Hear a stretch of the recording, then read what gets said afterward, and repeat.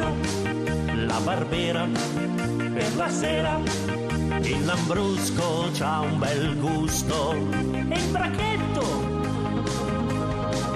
te lo bevi pure a letto. Sangiovese tutto il mese col Frascati, che beati, un'Albana ogni settimana, ed il Chianti se lo bevono i giganti. E per vedere il mondo allegro un po' di slacco basta prendere per mano Arianna e Bacco, e se manca poco a dire così sia, non ci resta che brincare Malvasia. Col Barolo prendi il volo, col Dolcetto sei perfetto, col Manduria ti vien furia e il Passito ti rovina l'appetito. Il Moscato mastregato col Nebbiolo scaldi il polo, l'Amarone che passione, e il Soave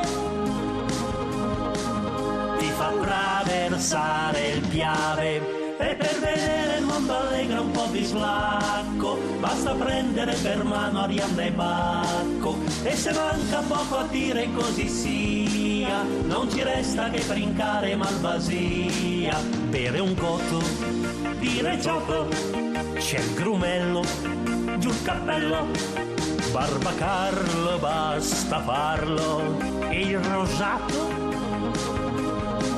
fa guarire se sei malato. La Bonarda ti bombarda, Marzemino ti fa fino, il Trebbiano ti fa sano, Sanciabella devi ber Valpolicella.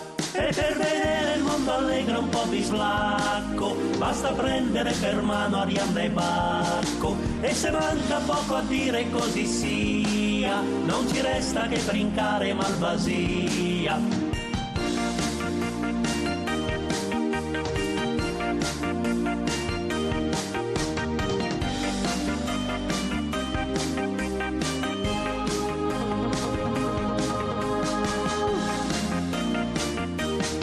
E per vedere il mondo allegro un po' di slacco basta prendere per mano Arianna e Bacco, e se manca poco a dire così sia, non ci resta che brincare Malvasia. Con la saggezza di ogni bravo contadino andiamo avanti a bere tutti il nostro vino, coraggio intrepidi riempiamoci la pancia brindando in coro alla faccia della Francia.